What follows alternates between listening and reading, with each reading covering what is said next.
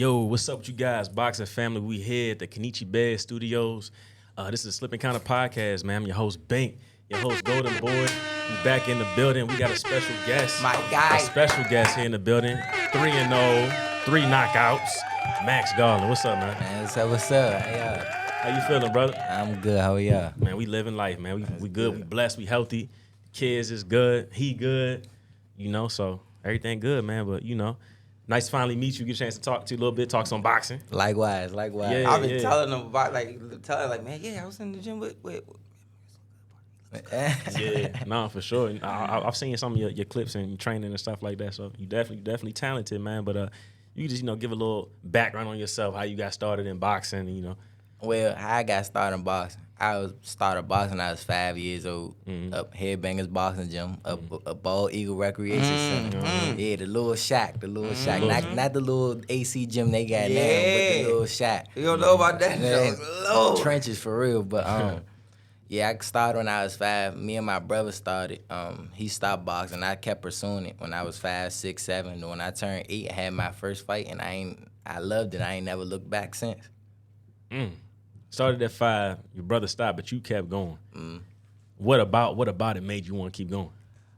I don't know. I was always like crazy. I always I put it like this. My father boxed in the back in the day, so when I went up there when I was 5, I was asking him, can I spar? Yeah. He told me nah, but then he said, you know what, go in there, because he thought I was gonna get beat up or something. Right. I went in there and I did what I was supposed to do.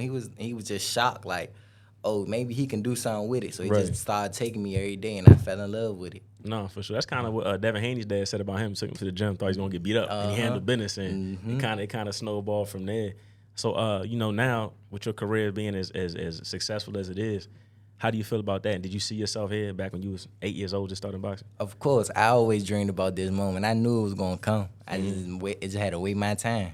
Yeah, for sure. So you 3-0, 3 knockouts. If you could break down your first pro debut and getting that first knockout, how did that feel as a pro? Oh man, that felt amazing. It's a feeling that I never forget. Only thing I ain't drop them. I ain't drop them or nothing. They just ref stopped the fight, but I just felt real sharp. I just remember putting on them 8-ounce gloves and hitting the miss. I'm like, ooh, I'm gonna knock somebody out today.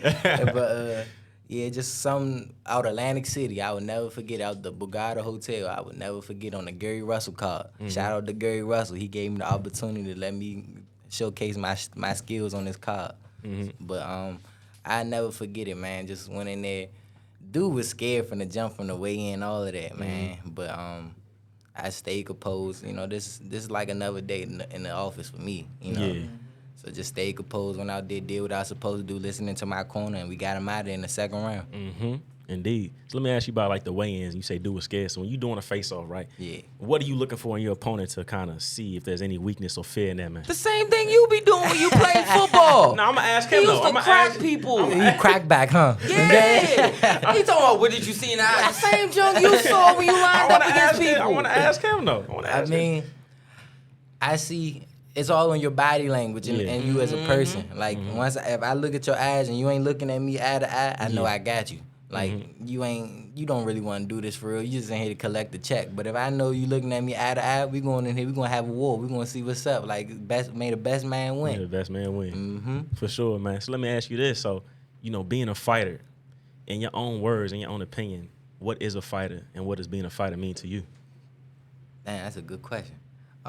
Being a fighter means you gonna have to work in and out of the ring to be a great fighter, because the mission starts outside of the ring. The mission starts with you and what you do outside of the ring before you get in the ring. What you put in your body, what you eat, did you get enough rest? Did you get anything? Like, all that comes before you get into the ring, because you don't have enough. How did I say it? I learned some new words from Lamar. Hold on, let me think. If you don't have enough, what's it called? I don't even try to... Bigger?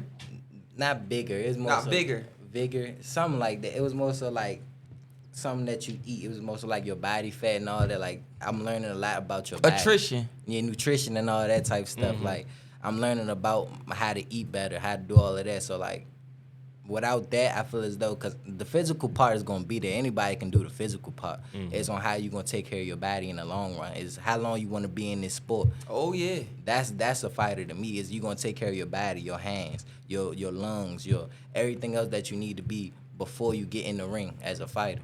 It's a good answer, man. Look, you see fighters, sometimes they look like a fine-tuned car on the outside, but on the inside, you know how you see that one dude with a bad-looking car, nice rims, everything, but you open up that hood, Water oil bottles leak, and stuff in the seats, French fries under oil the leak, dirt all over the engine, all type of stuff. All that. Yeah. No, for sure, man. So you spent time training with Lamont. Yes. How was that experience? Man, it was different, real different, because when we was in the gym together, I never thought he noticed me. Like, he already told me, as a fighter, when he was fighting, he was there to work. He ain't there to communicate, talk with you, this, that, and the third. So when he started breaking down everything that I did wrong, that he seen me do, I was surprised at myself. Like, I didn't know you paid that much attention to me. Like, and once we got into, like, us working one-on-one, he changed the whole game of boxing to me. Like, I fell back in love with the game in a different way. Like, he showed me how to do different stuff and how to keep your mind on this. Like, it's a mental game on everything, every aspect. Once you beat somebody up here, you got them physically. Just stay mentally in it. Everything that I do is a mental game. Everything that I do from this training camp and from life on now is a mental game. He showed me how to be a man and how to be a great fighter at the end of the day. Yeah, that's a good answer, man. Shout out to Shout out Lamont Mr. Peterson, Lamont, man. So you say you in camp right now? Of course. Okay. When's your next fight? Possibly the end of July. We don't have no set date just yet, but Okay. gonna get there soon. We're gonna get this ball rolling, man. Yeah, and I seen you been fighting on PBC Showtime, man. What's that experience like? It's great, man. The PBC side is so amazing, man. All them guys so cool, man. I shout out to PBC, man, because all y'all cool over there. Y'all got my respect, but nah, they just so, man, PBC, I couldn't ask for a better platform. Just, they come, they show up, you know, they take care of their fighters, too. Yeah, for sure. Who are some of the some guys you've met in boxing that you know maybe like mentors or influential to you besides Lamont? You gotta go with the rest of my team. You gotta go with the Sean Johnson, James Baker. The legend. You got to. Hat. You got to, because they paved the way for young guys like me. Yep. Like, so, but they with me, so like they just teaching me their ways and how to navigate through the traffic and get through there. But somebody I do know, like new generation that I met David Morrell. He real cool guy. Yeah. Oh yeah, cool he guy. funny, yo. Yeah, man, he just He always funny, just yo. want to play. That's all he want Yeah. to do. Real Cuban dude, just want to play. Yeah. But I met quite a different fighters. I don't know, just down the line. But David Morrell came to my mind. He's just real cool dude. Just, you know, chill. Took pictures with me. You know, wanted to just play all day. Like, man, leave me alone. His But, English getting better too. yeah, huh? Yeah, his English getting better. Yeah. He kept messing with me. DC. He kept saying DC. That's what's up, man. So, you know about your skill set and your mentality in the ring. I know you said being mental is everything, right? So, what are some things you're doing to be mentally sharp so that you can perform and have the best skill set when you step in the ring fight night? Training camp. Everything that you do mentally is worked on in training camp. So I can't give y'all a format, but Right. I give y'all a little taste, like a how you shadow box. We don't call it shadow boxing anymore. We call it what do we call it? Exaggerating, and we call it exaggerated boxing, and we call it what's it called? Exaggerating and I don't want to sound like it's something else, but I know exaggerating boxing. We shy away from shadow boxing because of you box in the shadow. You want to visualize that you fighting somebody in the ring. Is he tall? Is he short? Is he bringing it to you? What is you going to do? Is you going to put the jab here? What you going to put the right hand here? Is you going to turn this way after you throw a punch? You got to visualize somebody's in front of you. So that's why we took shadow boxing out and we started using different terms for different ways for shadow boxing, so my mental could stay sharp, so I can always have my mind somebody's in front of me. I always gotta keep it moving. Even when I hit the mitts, hit the bag, visualize somebody's in front of me. That's my mental game to strong. And when I'm sparring, it's my mental game to break my opponent down mentally. It's not physically. It'll break you down mentally. Like, if you can't get past the jab, you broken down mentally. And once you broken down mentally, I add all the other tools and the formats to it, and you up out of there. Like it's just that simple. For sure. So you 3-0 with 3 knockouts. You going in there? Are you looking to get the knockout, or is that just coming behind your skill? So you're setting the knockouts up. I'm an honest answer. I'm gonna answer this honestly. At first, I was going in there looking for the knockouts, but going down to my third fight, I wasn't looking for the knockout. I just let it come to me. So just naturally now, because at first I'm more so I want to put on a show. I want to do this, that, and the third. Like, but the show gonna come. The show gonna come. The fighter gonna come. Everything gonna come eventually. Like that's what I'm learning as mentally too, as mentally being calm. I just need to calm down. Like, so the knockouts and all that stuff gonna come because I got the skill set to do it. I just need to calm down and not try to force anything and just let it happen. Let it come to me.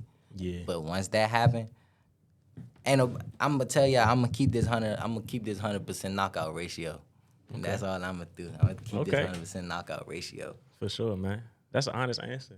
Yeah. It's an honest answer. That's a great answer. You know, a lot of young fighters, you know, watch the show and tap in with us. So, you know, for them guys to hear that, that's good for them. Yeah. I mean, I can't lie. Like, I wasn't in there looking for the knockout. I got one knockout, 1-0, one knockout. I'm looking to go 2-0, 2 knockouts. Yeah. I ain't about to go 2-0, 1 knockout. I want to keep this knockout ratio going. I got the power. I got the skills. I got everything to do it.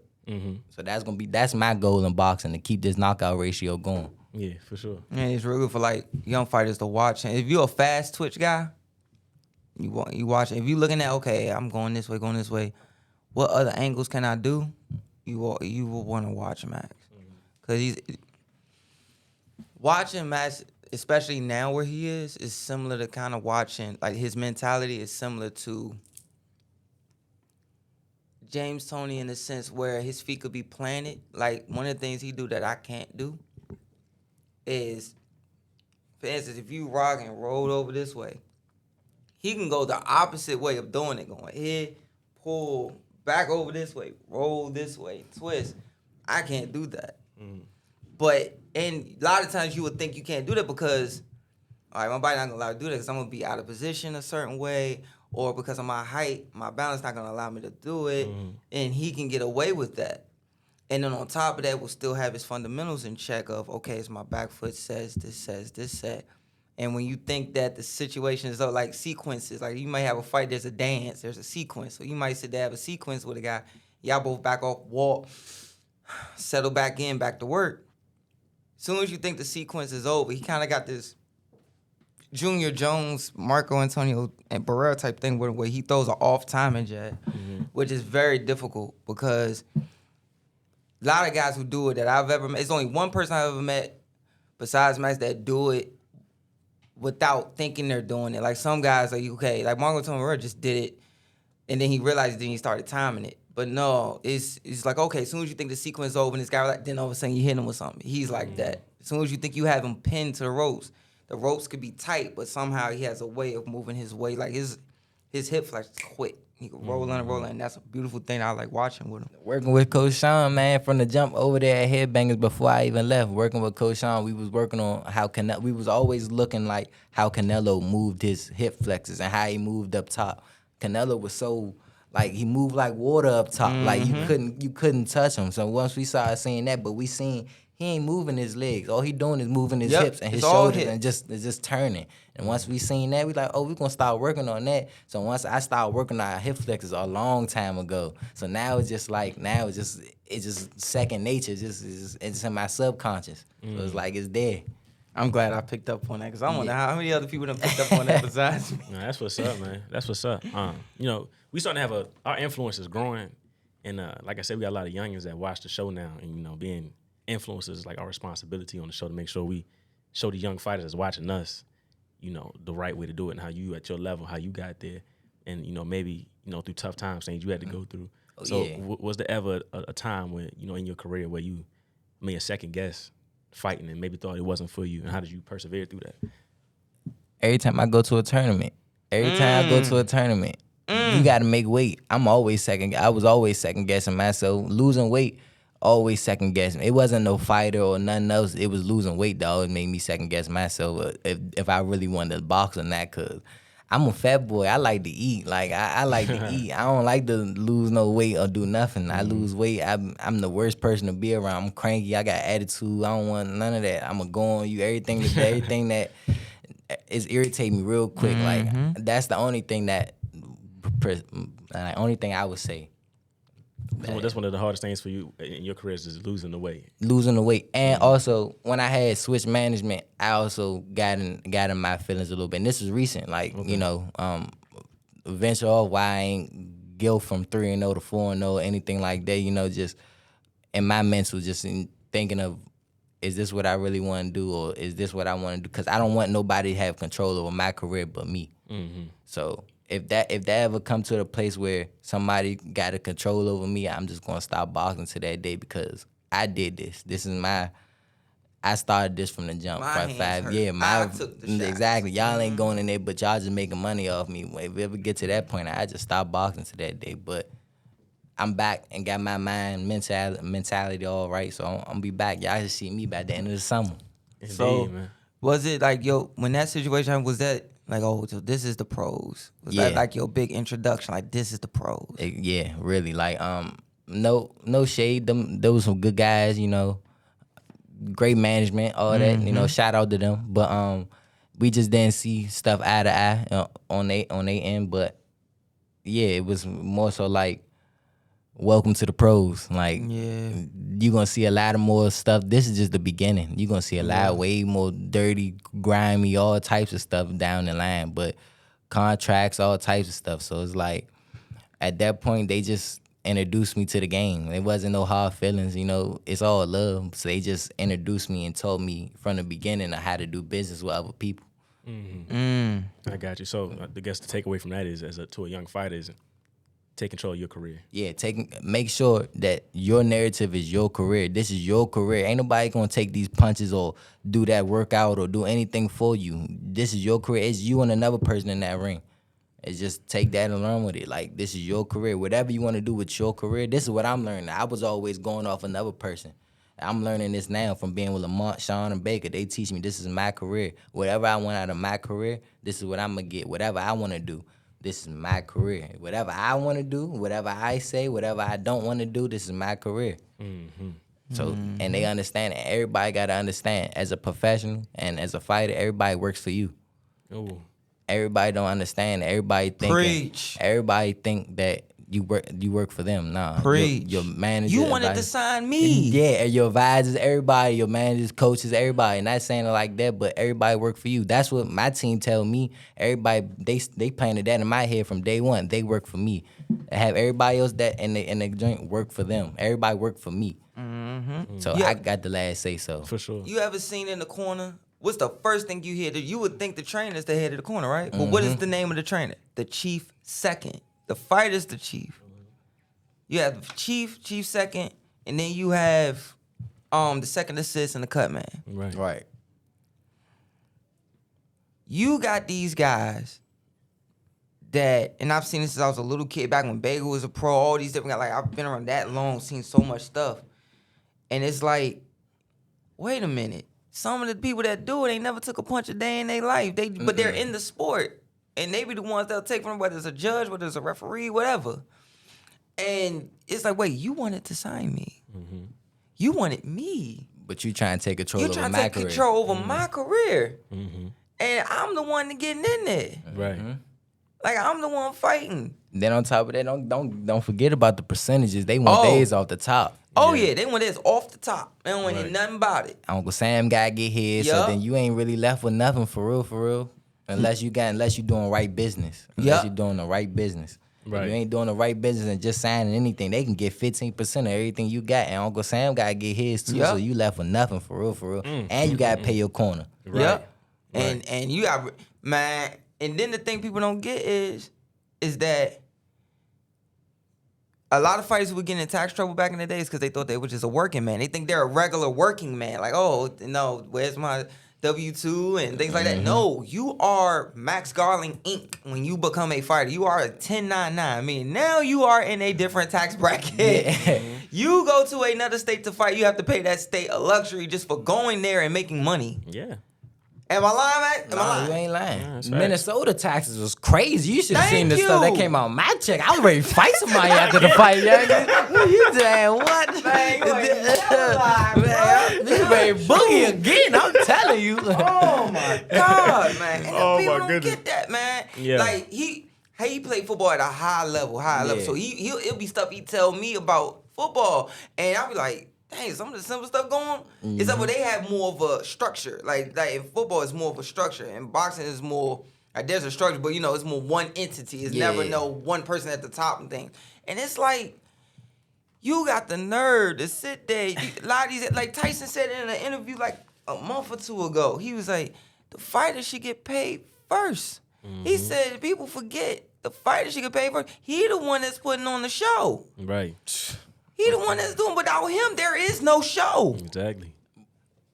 How many times we done seen at a fight, this kid is on the bill, and something happens with his opponent, just go AWOL.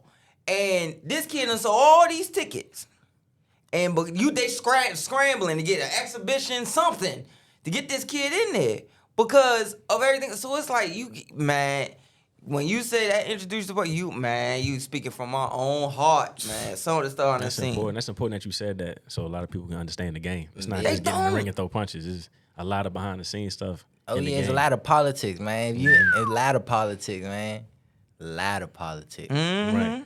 So with all that being said, it's safe to say it's okay to take your time making fights. Yeah, It's okay. If a fight takes a little bit of a time to make that fight happen the right way, to make the sure right way. Yeah, all the numbers is right, Just how I can use Earl Spence and Terrence Crawford for example. Earl waited a year to fight Terrence, and he waited till the numbers. He waited till everything was right, and it made sense to do it. That's just how you got to do it in boxing. Sometimes you got to sit and take a L for a little bit of time to get a better fight or a better payday for this or for that. Like everything that you do for me is to support my family. I just to understand that I'm trying to move my moms and my father out. Like I'm trying to retire them early. Like that's all I'm worried about. So like, yeah, that would be that. Yeah, for sure, man. A lot of fighters we had in here, they say, boxing gets lonely. It's a real lonely sport. Real lonely sport. When you out there losing that weight, you doing it by yourself. When you out there fighting, you doing it by yourself. You spawn, you doing whatever, you doing it by yourself. Everything is by yourself. Just hopefully you get used to doing everything by yourself. Yeah. That's why. I always try to tell people like we in the gym training, even with Trey right now, all them. I'm right here with you. Come on, let's do this because they know I've taken the shots. They know I'm training amateurs, all this other stuff. So it's like, nah, I'm not gonna let you cut this weight by yourself. Yeah. I'm right here with. We gotta do sit up. All right, I'm right here with you. Come on, let's go. It's just it's not enough, but at least it helps a little bit. Like, all right, at least I'm still there. Like, I got you, man. At least they feel like somebody right there. Yeah, like somebody got me. Yeah, for sure. I know you said you wanna get your parents and move them out. Yeah. How was your relationship with your parents, and what's the influence on you? My relationship with them is great. It's great. Both of them, my mother and my father, we have a great relationship. Moms, moms is moms. You know how she do. She want the best for me. Pops, he want the best for me, but he a father. He laid back. He gonna let me do it. Like, but moms, she gonna try to do it for me. You know how moms get all of that, but she understanding the boxing game and all that stuff a lot more now. So, she calming down a lot, but she still be on go, though. But she funny, though. Yeah. But, yeah, for the most part, they be chilling. Yeah. They be chilling. What's one of the things she's most concerned about with you boxing? Is anything she's, on you about, like, a lot?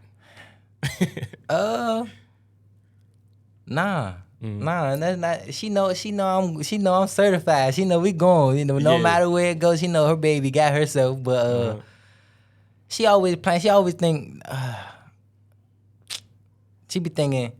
I don't know why. But this is her. Every time I come in from spawn or whatever, she always asks that I get whooped on or something. Like that's just her. That's just her biggest thing. Like she know I ain't get whooped on or nothing. And she always try to figure out, call around how to spawn go. Nah, this, for that, real. that. Yeah, that's all she always tried. I be like, man, she funny. Yeah. I ain't pay her no mind. But for the most part, nah, they don't really have no concerns or nothing. Well, me, that was their big concern because I had a real bad attitude problem back in the day. Like as a kid, me now checking it like as I'm growing up and maturing and becoming a man, I had to check myself, man. That attitude or you getting hit or be getting frustrated get you knocked out real quick in this game. So I had to check myself, like, you know, calm down. You get hit in boxing. You get hit. You ain't gotta go crazy. Yeah. It's like you gotta learn how to. It's like walking in the rain. You gonna get wet, but you don't want to get drenched.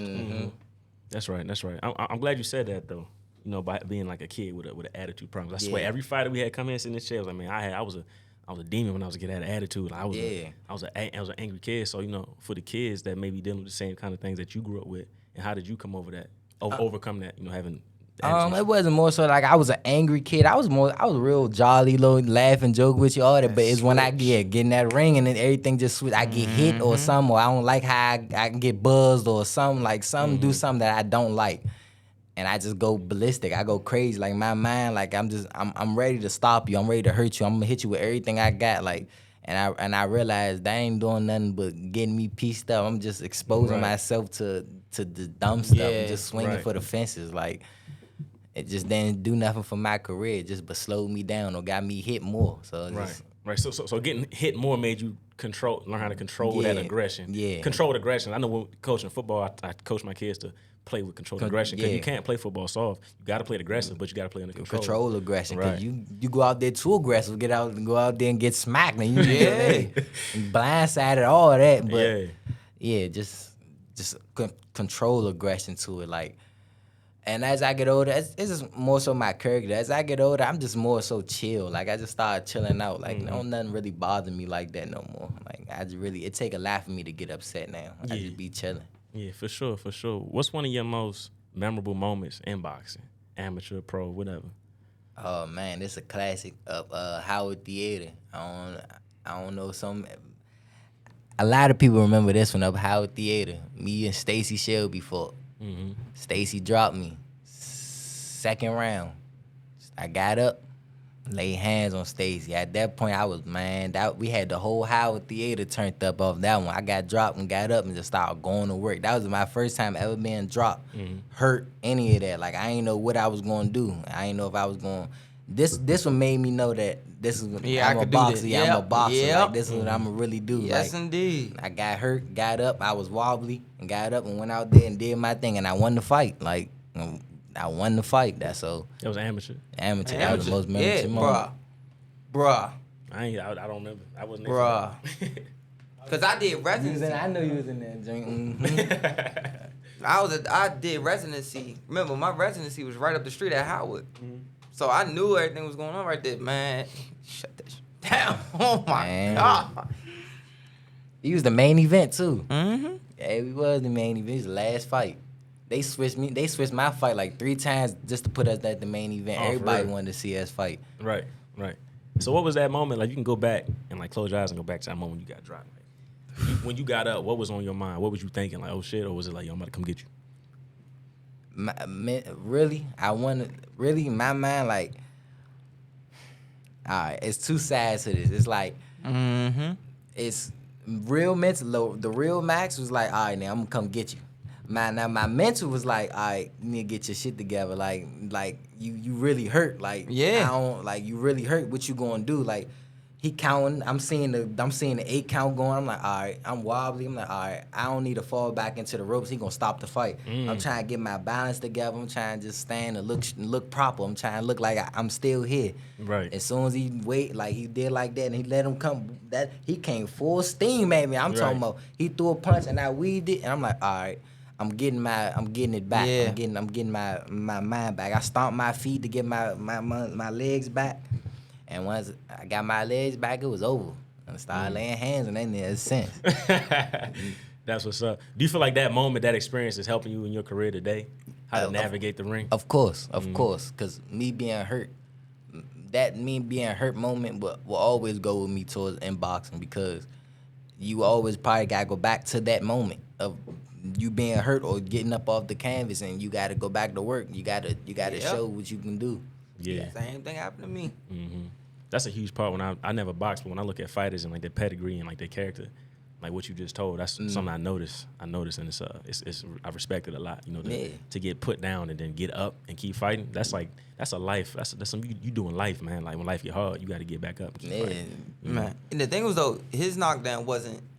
Me and his knockdowns was similar. It wasn't. Some guys might get their first knockdown as a flash, like, oh, yeah. You know, you still got your. It was just maybe I was off balance. I was too close. I got caught with the shot. You got caught with the shot. I was my hand down. I'm trying to swing when he's swinging. Got caught with the shot. Boom. And just got caught with it right on my button and stuff. I seen stars for a little minute. I ain't gonna lie. But I got my stuff together and you know it was up after that. And it's like, oh, I could do this sport. Yeah. Cause like, man, I told you the whole thing was hard work. He like, man, you don't know if you want to do this one. I'm like, Dad, I've been doing this since I was 4. What you mean? And I didn't know this is what he meant. And you get dropped and you like, oh, okay, I know. Oh, okay. Your vision, like, hold on, do this for a second. You sit, all right, I'm in top shape. I'm good. Okay, I'm good. Oh shit, here he comes. yeah. Like, but then it was everybody after the fight. Like, they gave me my prop. They was like, I ain't never seen no young person or anybody get dropped like that and hurt like that and finish the fight and then turn around and walk him down. Like that, they was like, I ain't never seen. They was like, that's how you know you built for this. I was like, I just kept getting compliments after that. And after that, it just boosted my confidence like to the roof. I'm already confident, but I'm a cocky dude now. I tell you that. I talk, I do whatever, but I talk within the game of boxing. I ain't gonna disrespect you and stuff like that, but I talk with the game of boxing. My skill level is very high. I can do that. Yeah, for sure. Do you have any like notable names you shared the ring with, sparring or just train with?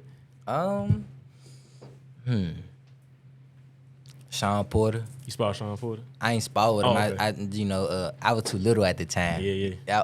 I was amateur at the time. Matter of fact, so they ain't let me spar. But shared the ring with Sean Porter. I burnt him in sprints, you know, because he. Yeah. How he fight is how we train. Like, he don't stop.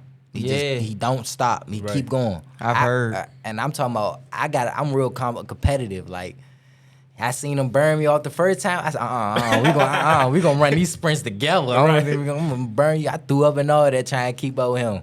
But Sean Porter, Mendez, I've been in there with a lot of people. A lot of people that actually came up here. Adrian Broner, Robert Easter, Jamel Hearn. Shout out Bunny. Oh, that's what's up. All them guys. Them my guys right there. Them my Cincinnati brothers right there. Yeah. But it's a lot more, but I can't think off the top of my head.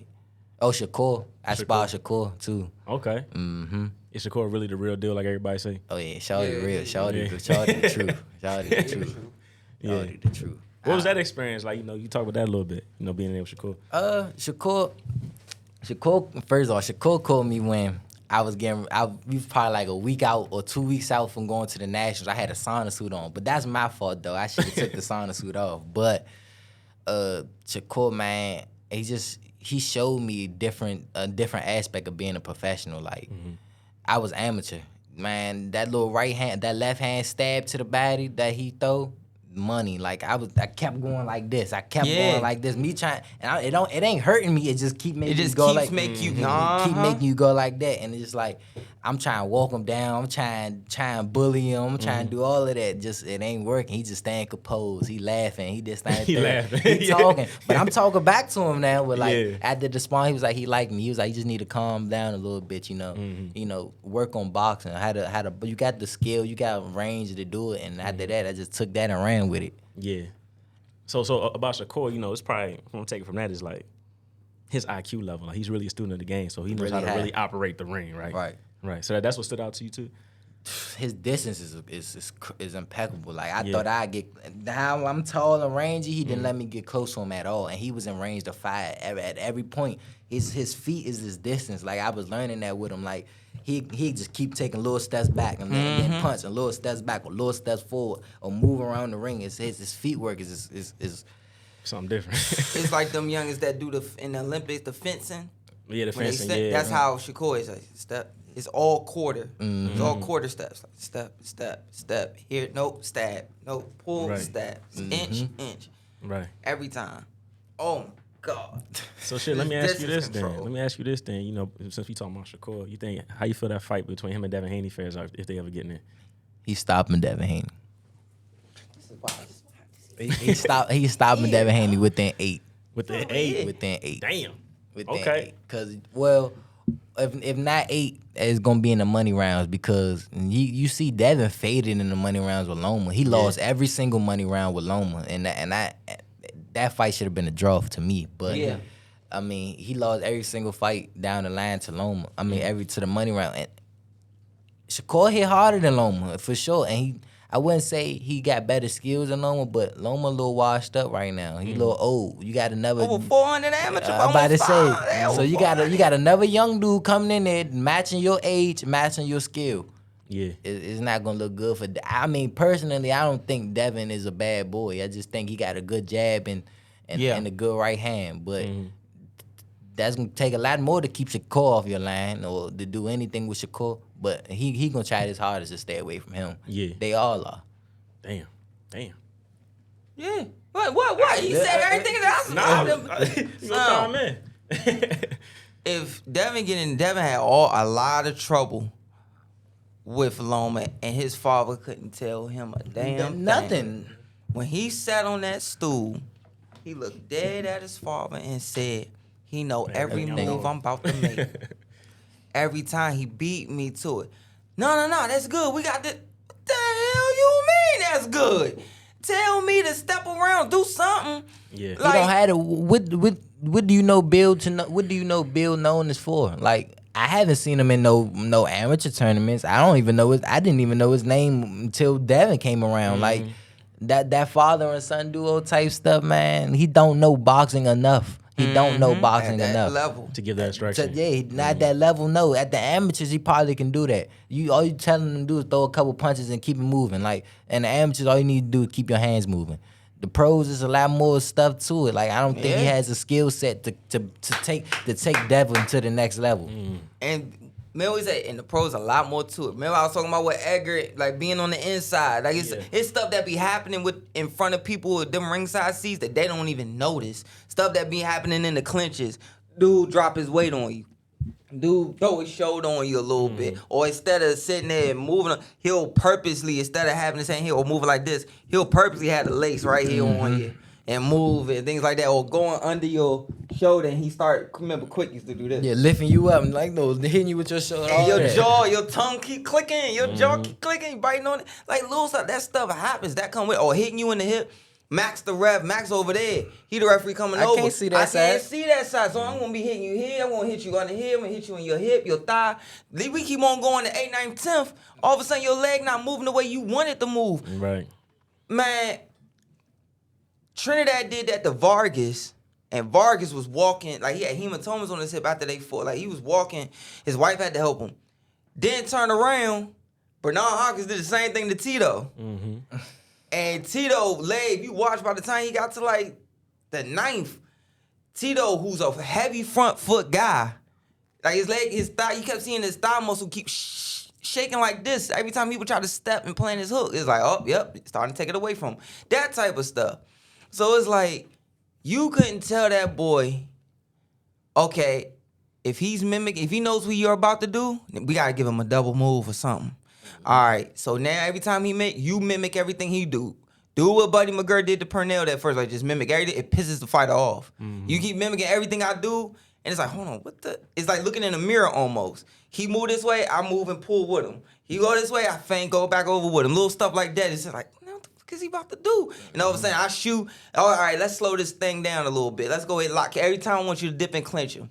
Every time he about to make a double move and mimic you, we gonna lock Loma up. And then we're going to start dropping our weight on him. Let's just take that's it. Just walk him back. Walk him back. Do something. Because he could have won the fight. I'm going to say he could have won the fight easily to me. Like, could have the scorecards, that 116, 112, all that, I feel like they just be picking people up off the street to go judge these fights. I'm being honest. Like, even these amateur judges, where y'all getting these people from? Yes. Where are you getting them from? Yes.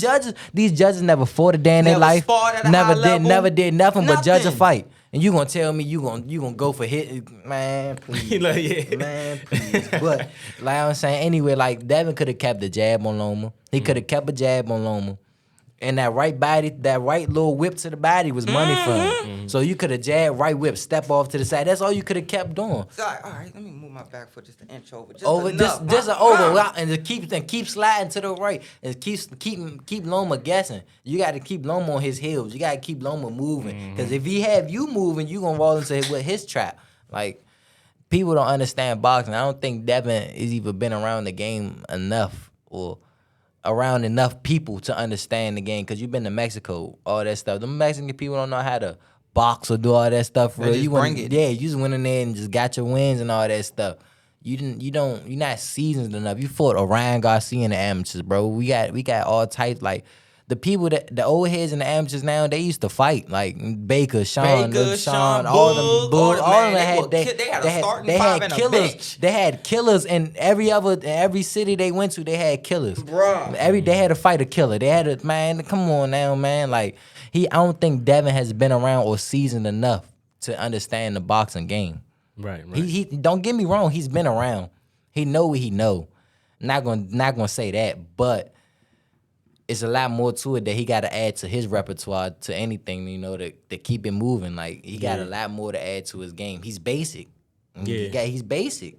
He don't got nothing, no razzle dazzle with him. He basic. Right. He got a jab and a right hand. Basic. Right, and that's the thing people say about Shakur a little bit, is that he basic, but he make it look so good. He's so successful. Pretty. It's beautiful to watch. That is amazing.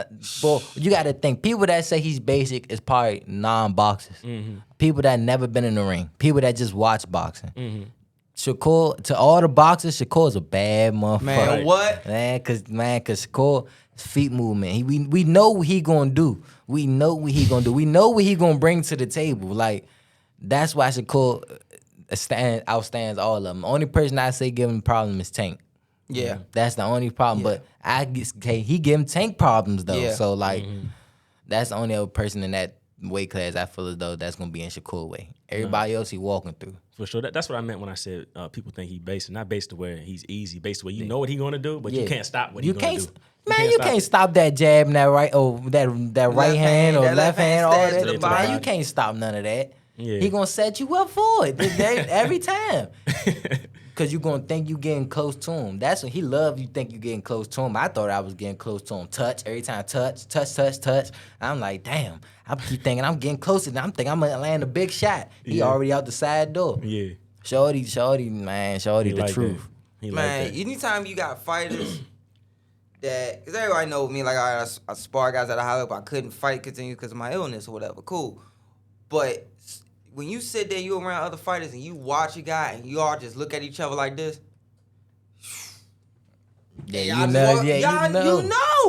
You know. Like, man, you sit there, you look at each other. All right, shorty, nice. Yeah. Like, you can't. That's when you know. When you around your men, like Max and Santo, all these different guys, Jaleel, all these different guys, and y'all just look at each other and go.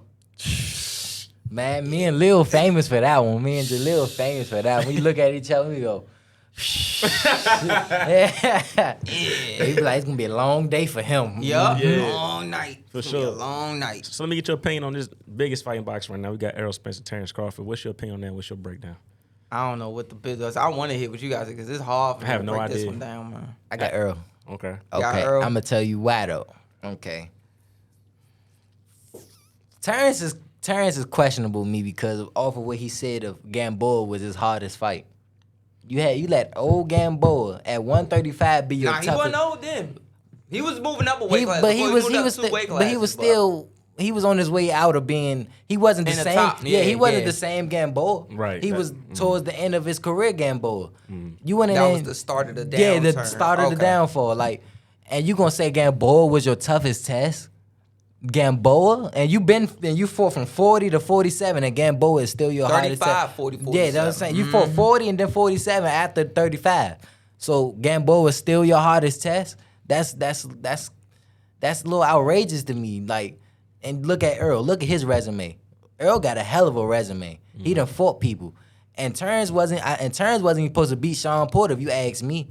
Sean Porter was winning that fight. Mm-hmm. And that knockdown helped him. Nah, I'm not even talking about the You talking about Terrence Crawford? Nah, Earl. Nah. Which fight? You talking about Sean Porter And Terrence Crawford. Oh, yeah. Okay. His daddy stopped Sean Porter. Yeah. Daddy stopped that fight. If daddy ain't stopped that fight, he was winning that fight. The politics would probably gave the Crawford, but real boxer fans know he was winning that fight. He was winning that fight. Crawford didn't Bud do go, nothing. he up? Because your crew walk behind. Like I would say, yo, and go walk like Max the judge. Right. Hey, yo, just act like you going to the self stand, walk by. Cause you lots of some may have headphones on, they just looking up at the ring the whole time. They so focused on that. You could walk by and be like, hey, they got a computer or Yeah. they set it and they let you Let know. you know what's going on, right? But I got Earl because he been hurt before. I mean, Terrence been hurt too, but he hasn't faced adversity like Earl. Like Kell Brook was on the verge of stopping Earl, and then Earl overcame adversity, and then he stopped Kell Brook.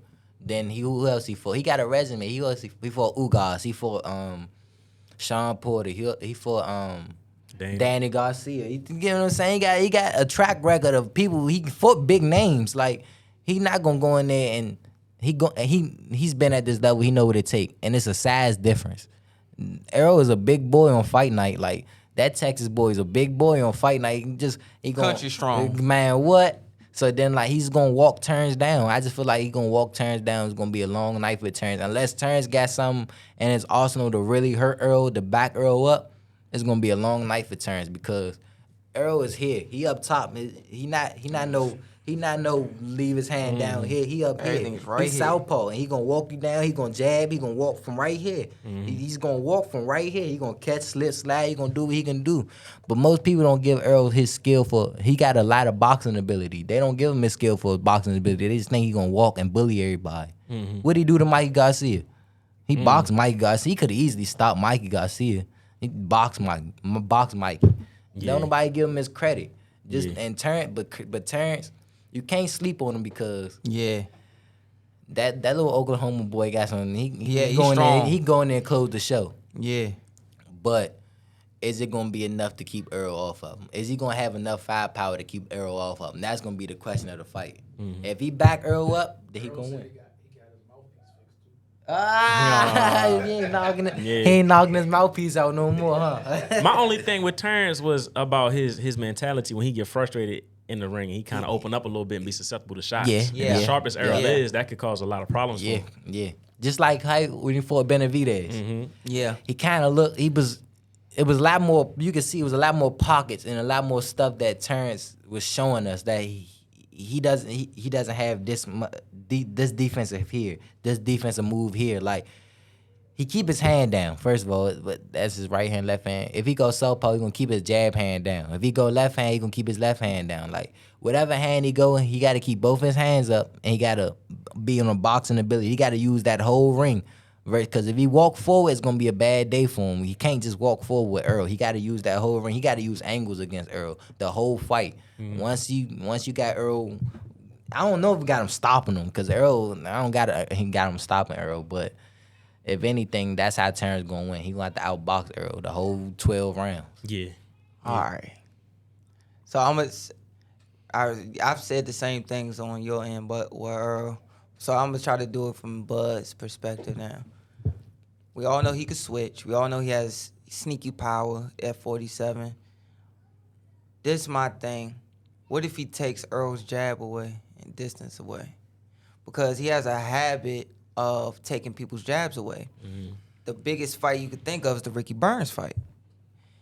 He was supposed to lose. Because if everybody know Bud's story, he wasn't supposed to be where he is. Like, he was coming up on top rank. He sparred Tim Bradley by himself, didn't even have none of his team with him. And they like really started putting in. He wound up having Breedis' Prescott opponent fall out. He said, I'll take it, and went up there, did what he did, whatever. So, but they kept putting him to lose. And then it was like, all right, well, we got to have him fight Ricky Burns. Ricky Burns was on fire at the time. So he goes to fight Ricky Burns. If you watch that tape, he came out right hand. And Ricky Burns' jab kept nicking him. And you could see Bud do this. First time, second time, third time. The fourth time, he started walking. Then he comes out the next round and he switches. He went over, bounce, sides, then he went south. As soon as he went south, it took Ricky Burns' jab away to where now the distance is longer. He wasn't getting it here. And then on top of that, you started to see Bud now control his jab, come over top and hit him. Control his jab, come over top and hit him. Which stopped Ricky Burns from coming in, and then it set up more for Bud to do what he wanted to do as the lead. But Earl not Ricky Burns. Exactly. Ricky Burns, exactly. I'm getting to that part. Now, where Earl is so his thing ain't here with it. Ain't none of that. It's none of the nails. He basic. It's fundamental with style. And it's here and it's. Remember what Mikey Garcia said? Everybody was like, yeah, Mikey's a smaller guy, but his fundamentals is impeccable. Could he beat Earl? And Mikey Garcia said something that was so profound to me that I still say. He said, every time he gave me the opening, he would pull in and he would make a mistake. He would have an opening because textbook boxing is every time a fighter throws something, there's an opening. So meaning that even if I do this and I make sure I have my head behind my shoulder and behind the chin protected, there maybe if you time it right, you could maybe get over top and hit the temple. But that's textbook. The textbook openings that Mikey Garcia saw, as soon as he saw it and tried to do it, Earl would change. He would be gone. Meaning every time he throw something, boom, boom, boom, boom, boom, roll. It was something where he's moving from here. He fights in 3 lanes. Earl fights in 3 lanes. Here, here, and here. And it's all right here at your face. The biggest thing for me is if he could take away Earl's jab, and if he could walk. How is he going to take away Earl's jab, though? If he likes to fight Turns like to fight southpaw, too, though. So how is he going to take away his jab? They both southpaw. How they going to take away his jab on the southpaw side? Only way he going to have to take away his jab if he switches that left-hand side. But that's going to be a long day. That's going to be a problem. Because they both can hit each other with they strong hand. You know, it's textbook on how it go. Because you might can stop Earl's jab, but you ain't going to stop his left hand from hitting you now. Like, his left hand gonna hit you because you switched to left-handed. He got his left, he's southpaw. Yeah. Come on now, his left hand. The thing I'm not even worried about though, I'm not even worried about Earl left hand. If I'm Bud, I'm more worried about I do not want him. I'd rather deal with his jab. Yeah, you'd rather him from a distance. You'd rather him from a distance. I don't want you nowhere near. Because if he get up in your chest, he working your body, he working all that. And he break you down. Yeah, he's not just like I'm trying to stop you. Nah. He trying to break you down from round 1 to round 12. You gonna feel these shots. Yeah, he one of them fighters like the old timers used to say, bring your lunch pail. He one of them fighters he leave you with something at the end of the round type of fighter. That's the type because every fight that he fights, he takes a piece of them. Whether it's like he breaks their wrist or he has them pissing blood, whatever the case may be, he takes some from. So if I'm Bud, who's been hurt a few times, been shocked a few times, he's always in top shape, so he recovers quick. But he always gets susceptibly hurt. I'm like, I'll take this from you out here. I don't want you nowhere near here. As long as I can work my C pattern and keep you turning, I'd rather do that. Yeah. So if I'm Bud, my whole thing is, if I switch, it seems like he fights more solid and makes less mistakes southpaw than you do right-handed. So he can't go back right-handed. Yeah. He can't go back right-handed because he might make more mistakes and get caught with something. Yeah. With Earl. So it's like, okay, we'll get that attribute of maybe he'll take the jab away where we'll give him that attribute. But the biggest thing is, are you going to get frustrated and stay there with Earl? That's the biggest thing for Are me. you going to stay in the pocket and get pissed off and all of a sudden now you want to sit there and bang one instead of getting yours and getting out? You stay there too long and it's a Chavez Mildred Taylor situation where catch up to you later on. Yeah. I can see Terrence doing that. I can see Terrence doing that a couple times of wanting to get a shot, get caught, and then catch himself on the inside with Earl a couple times. I can see that. I can definitely see that. Yeah, for sure, man. There's a lot of variables with this fight. A whole lot of variables. I want to ask you about another PBC. You know, they just said Canelo signed a 3-fight deal with PBC, man. So they talking about they throwing names out. Charlo. Yeah, they throwing out Charlo out there. They picked the right time, didn't they? Yeah. They picked the right time. So look, hold on. They throwing David Morrell out there, Charlo, David Benavidez. I'm gonna tell in you. what order for those 3 fights in that deal? I'm gonna tell you, he better stay away from David Morrell. I've been saying that for years. Fucking no, that I've been saying that for years, man. That I seen that shit personally when he put that dude in the hospital up Minnesota. I fought on that card. Oh shit, man, and then he be laughing, joking like he regular. Like you would never think he go that hard, bro. Yeah. Like, nah, bro. You saying stay far away from David? You gotta stay far away from David as you can. David Morrell don't fight him in this 3-fight deal. I take for Canelo. I say you need to fight Charlo. You need to fight Boo Boo because. Them not threat. I mean, Charlo's a threat fight. Boo Boo not a threat fight for you, for real. Benavidez, it's like, I mean, I guess that's the only other person left for real. But I say Benavidez for last. Benavidez for last. Stay away from David, and you probably fight Charlo first. You gotta go Boo Boo, then you gotta go. Benavidez. I stay away from Morrell. Yeah, for sure. So why do you think he stops Charlo? Is it the inactivity or? Charlo is not that good. I mean, from who they fought, they did what they supposed to do. Let me say that. Charlo are doing what they supposed to do and knocking people out who they supposed to knock out. He's not going to knock no Canelo out with no how you think he gonna knock Canelo out. Like they don't have enough. Their mental not strong enough because once they get hit or they get out their character, they show you who they are or what they gonna do. They get mad too easily. Like you gonna see it upon all of them. They telegraph all their shots because they want to hit you hard. They want to hit you like this. Yeah. Canelo too slick. Canelo been in there with heavier guys than you. Like he fought light heavyweight. Come on now, you think Kovalev don't hit harder than y'all? Like or the other dude he just fought? Like. He's gonna stop. He's gonna stop Charlo down the line. It's either gonna be late. It's gonna be late, but he gonna stop Charlo. Cause Charlo don't have what it takes to be in there with Canelo. Only other person that's gonna give him some go is Benavidez. For sure. And then stay away from Morrell though. Yeah, I've been saying that for a long time. Stay away from David Morrell. Good. They all gonna stay away from him. They all gonna stay away from him. Yeah. They the hell. He ain't no typical Cuban. You know, most Cubans is all throw long shots, turn, keep on running. That. This Cuban knocking you slam out. You slam out. Yeah, but he dropping does that, bricks. He does that, but then once he sees what he sees in you, he can go get it. He go get it. Oh, yeah, he go get it. Like behind, he goes and gets it. He ain't wasting no time. He's so dangerous, man.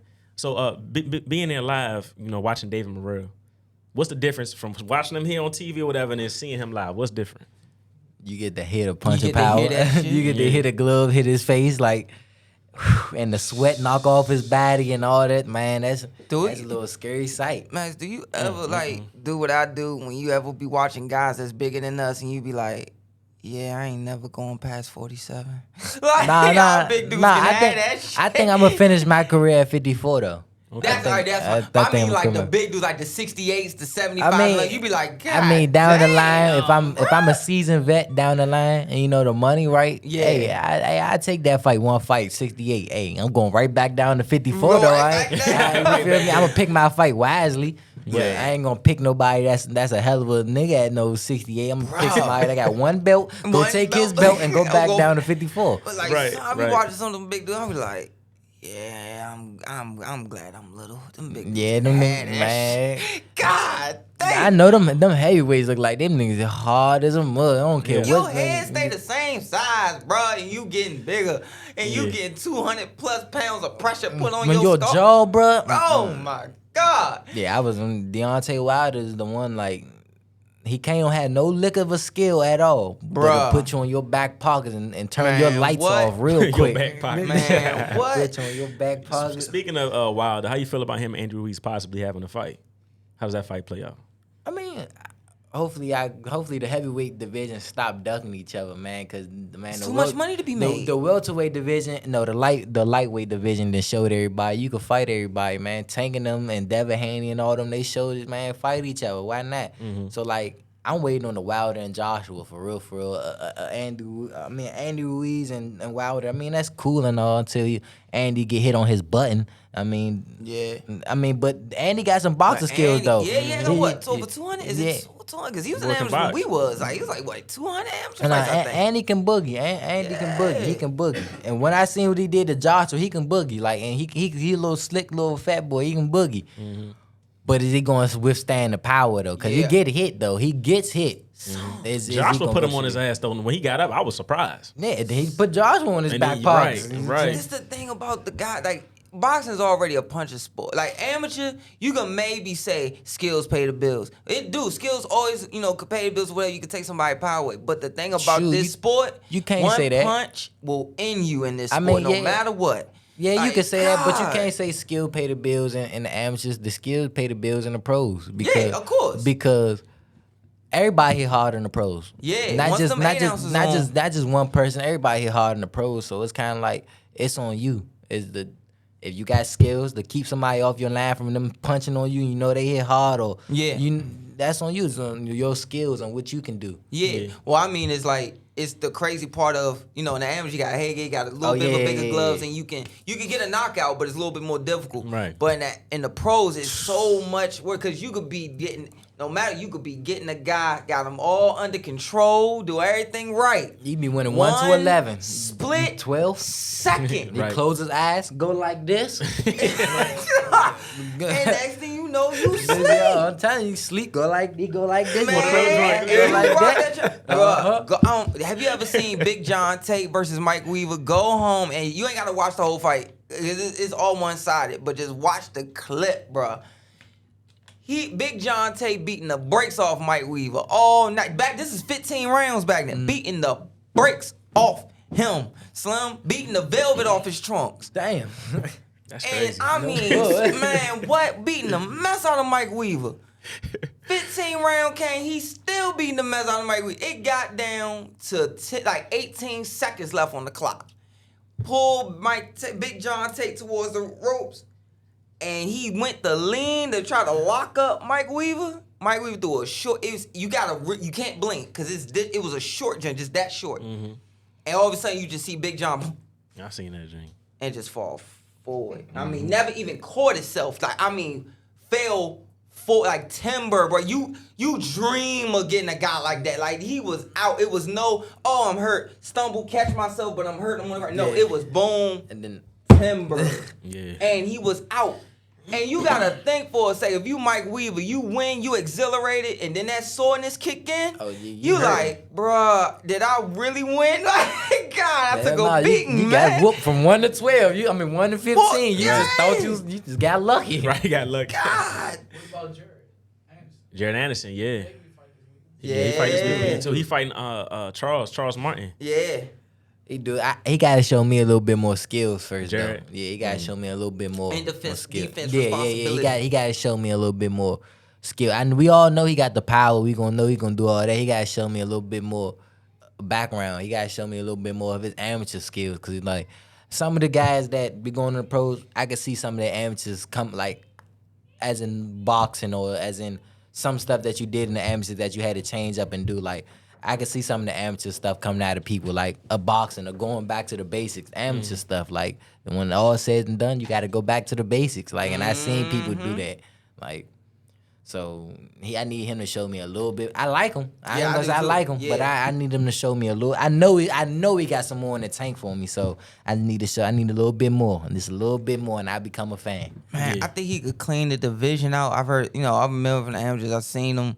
He's done well, but he's defensively irresponsible in some ways, man. And it's like you see the potential where he could clean out the whole division, but you also see how he be so close to guys. Like I was always taught, he's sloppy too. Yeah, sloppy. He would get sloppy in spots, like big spots. Yeah. And it's like, okay, you're taught to slip punches. Don't slip it when it's this far away. Let it get about this close and slip, because a guy can sit there like, oh, he's slipping too soon, and feint you, give it to you to let you slip. And as soon as you come back, you run into something else. Yeah. And you see what Jared Anderson, when he slips, it literally be missing him this much.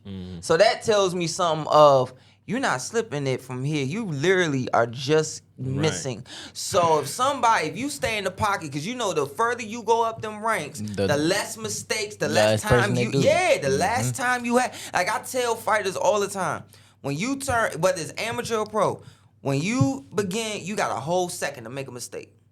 And as you keep going, that second gets cut down by tenths. While you in novice, you got 10 fights while you in novice. You better make all the mistakes you can at novice. Until you hit open, there's a whole different ball game. Yup. And the age don't matter no more. You can sit there and say, "Oh well, yeah, you 16.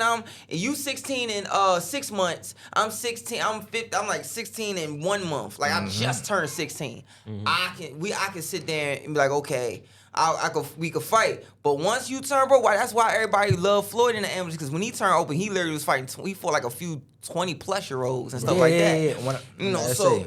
When you look at Big Baby, he's going up in them ranks. It's like, dog, the mistakes that he's making if he's in there with the right guy that just, oh man, I gotta suck it up and make the commitment of staying in the pocket with him when he commits. And punch when. Thank you. Punch when he punched. Cause his chin in the air. His chin is there. His chin is. That's what I'm saying. He gotta do a lot more stuff to impress me. Like he not really. I like him as a fighter, young black fighter. Of course, I like all the young black fighters that's doing good in the game. But I'm not a fan. I like you because you're doing what you're supposed to do and for the game of boxing as a black man. But you need to do a little bit more, just a little bit more for me to become a fan. Like I'm a real critic in this stuff. Like I'm not that too many boxing fans. Like you got to really show me something for me to become a boxing fan. That's what I was gonna say too. Do you think a little bit of his defensive irresponsibility is that him just being, frivolous with his responsibility because of the level of opposition? Or is that his makeup from his amateur background? He probably would thinking like in his mind he probably think, oh, the competition not that good, so I don't got to worry about defense so much. Or in his mind, he probably really don't have no defense. Like it's either or. Right. So really, we gotta wait and see when what he really made of. Right. I got you, man. Yeah. Cause you have no other choice. You going up there that high up. Like sooner or later, somebody might be like, okay, look, like if I got my guy and I sit him on the stool, I'm like, look, all through camp, I'm telling him, we gotta take our chance to plant. When he walk you to the ropes, plant your back foot. Do not square off and lean on them ropes like this. I need you to plant your back foot and give him the false sense of security that you keep on trying to push to his body and shoot to the body, and then come all the way back upstairs and finish up top. And I need you to finish with everything you got up top. That's our shot to get him. Well, look off will get him. If you working on the inside, just look at the body. And like you were saying, just boom, come up top. Just don't even look up top. Just stay like your mind, like your eyes looking at the body. You know where the head at. Just keep working the body. Thinking he gonna think you going to the body. Just right over top, and his chin is there. Like as I'm saying, he got to show me some better defense and some more offensive skills, for me to be a fan. But other than that, they doing what they're supposed to do. I like them. Yeah, for sure, man, for sure. I want to get back to you real quick. Max Garland, 3-0, 3 knockouts, brother. Yes, indeed. 3 knockouts. I like how he smiles when you say yeah, because it means something to him. Better and better. It means something to him. Yeah, your confidence is getting up and you push it, man. And, I know you said we're looking forward to seeing you at the end of the summer, but before we let you go, what else can we expect from Max Garland? Man, you can expect, man, I'm about to come out with some new merch, all y'all cop that for sure. Different breed, man. We gonna change the whole era. We different, you feel me? But you can also see me just becoming a better person in life, man. Also, like you see me, you won't see me though, cause I be in the house a lot, so you won't see me when you see me at the gym and all that. But see me as a better person, man. You gonna see me as a better fighter every time you see me. Every time you see me as a better man, a better fighter. I'm telling you, and y'all gonna see me. Y'all gonna see me real soon. Y'all ain't gonna want to cut y'all TVs off. I'm telling you. I'm gonna be on the map real soon. Indeed. Do you have any shout outs you'd like to give, and where can we follow you? Oh, you follow me on Instagram at Money Max, man. It's 3 Ys, man. 3 Ys, Money Max. And then that's the only platform I really got. I don't use Twitter and all that stuff. But shout out to my new management company, VMP, man. Them the guys are on my tab. Appreciate y'all, man. They my advisors, with me from the jump. Appreciate y'all. Appreciate my team. Appreciate Sean Baker, Lamar. Appreciate all y'all from the beginning. Really. And we're going to go to the top with this one, for sure. Indeed. Anything you'd like to say? Oh, and one more thing. I appreciate y'all for having me, man, to talk with, bro, for sure. It's all good. You know that, boy. Yeah. You know that, man. Love, bro. One more. Love, man. I love doing for sure. it. Love doing that. Go ahead, bro. Nah, I just enjoy watching you come up, man. It's always love with me. You in the gym talking, kicking and everything, man. Like, he one of the few people that I actually talk boxing with. Like, really, we talk boxing. Like, we ain't talk right now. Yeah. We'll have that quick. It'll be quicker because we training. Right. But, like, we'll have, like, a little quick talk while we in the gym. And it's always, every time I see him, yo, how your health doing, Junior? How you doing? How you been doing? Everything. Like, I'm doing good, baby. Right. Like, that's why I always love watching him come up, man. I always want the best for him because I see he wants it bad. Like, I see how bad he wants it. So I always show love to Max, man. I'm proud of you, brother. Appreciate it, man. I always show love to you, man. I always show love to the ones that show love to me, man, from the jump. Man, because y'all been rocking with me since I was a little kid in the amateurs, man. Like, y'all seen me grow up and transform into a man. So I always would keep y'all with me and bring y'all with me from the beginning, man, for sure. Yeah. Love, That's man. love, man. That's love. You know, it's a pleasure to meet you. Man, always. I'm locked in now, so I'm definitely tapped in watching Max. When Max come on, I'm watching Max, man. I can't wait to see your career blossom and you just flourish into the man and fighter that you want to be. When you Likewise, say man. what it means for you to be a fighter, what's a fighter mean to you, I see you embody that and you really walk with that. You know? So I'm happy for you, man. I can't wait to see you progress in your career. Thank you, man. Appreciate you, man. Yeah, for sure. So if you guys like what you guys saw today here at Slip Encounter, make sure you guys give him a follow. Money Max, 3 Ys. Man, yes, sir. Yes, sir. Make sure you guys follow us, Slip Encounter Podcast. Follow Golden Boy, JR the Golden Boy on Instagram, BINK Boxing. Make sure you guys smash that subscribe button, like, comment, and stay tuned with us, man. We got a lot of things we doing here with the podcast as brothers in boxing. And we definitely gonna tap back in with you, try to get you back on the show for sure. after your next fight. Bring the team with me next time. Yeah, for sure. Oh, yeah, because I've been wanting to do an episode where I get, like I already told you, I'm trying to get Beggar on, get Sean on, all them more, like, because those guys I grew up, I was telling them all different type of stories from watching Beggar growing up, all this. I want to get all the guys, all them legends on here. I can bring the team with me. Just we gotta set it up for sure. For sure, man. Let's set that up, man. So make sure you guys smash that subscribe button. Check us out Instagram, Twitter, Facebook, TikTok. We'll be back with you guys again next Friday. Appreciate you.